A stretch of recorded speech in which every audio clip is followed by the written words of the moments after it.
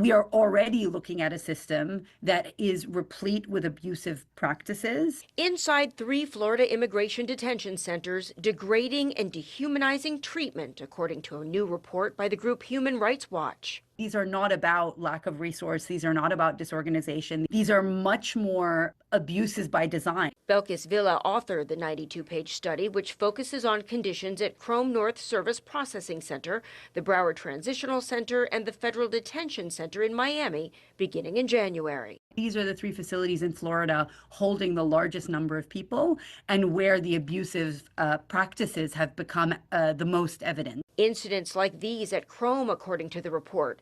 There was one toilet and it was covered in feces, a detainee said. We begged the officers to let us clean it, but they just said sarcastically, housekeeping will come soon. No one ever came.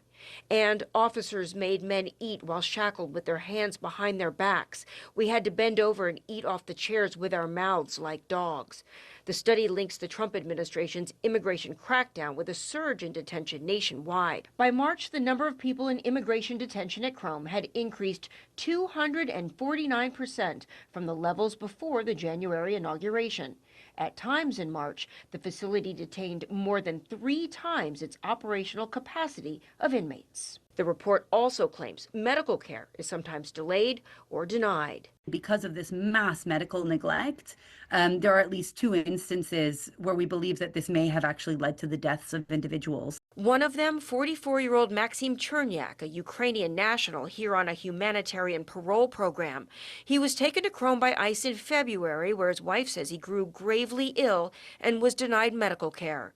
Days later, according to the report, his wife rushed to HCA Florida Kendall Hospital, where ICE told her he'd been sent, but she was denied visitation.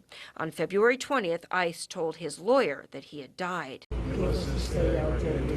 Archbishop Thomas Wensky led prayers in front of the other controversial detention center, Alligator Alcatraz, Sunday, asking for access by clergy to the site.